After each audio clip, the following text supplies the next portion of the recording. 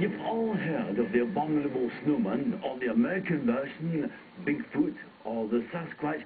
Now we've one here in Britain. There have been lots of spottings of a huge ape-like creature around the country. The very latest observation was here near Cannock Chase in the Midlands, and I'm going to have to track him down, or her down. I'm a bit nervous about this. I've seen the Blair Witch Project, but anything in the interest of science, here goes.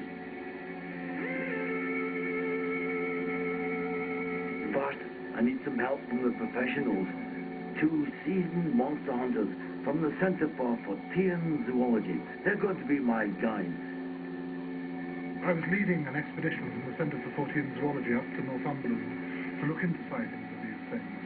And on the 3rd day of the expedition, I saw something that looked like a very, very big human shape run from right to left for a split second, and then about a second and a half later run left to right again.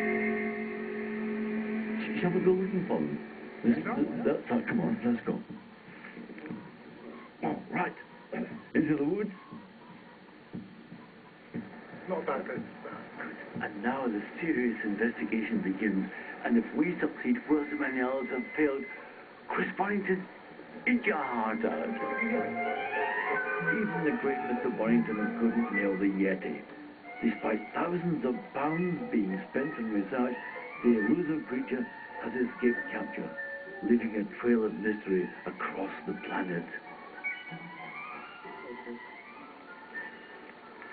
Richard, can you hear anything? Because this is getting weird. No, there's not even a picture on the monitor on this. You're kidding? No.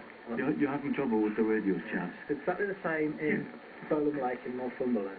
We had the computer go down, we had the walkie-talkies fail, we had mobile phones. Well, that's not a good start. In fact, in horror films, radio and communications equipment failure is usually the first sign that something dreadful is about to happen. Video evidence is, of course, the one thing that's lacking in all this. But I think John and Richard have said they can do some sort of reconstruction of the sighting at Bowlam Lake. Richard is about the same distance away beyond those trees as I was to the thing that I saw. And in a second, he's going to move as fast as he can, going from right to left, and then left to right back again, mimicking the gait of the thing that I saw. And I think you're going to see something very interesting. 3, 2, 1, go! Then he goes back again.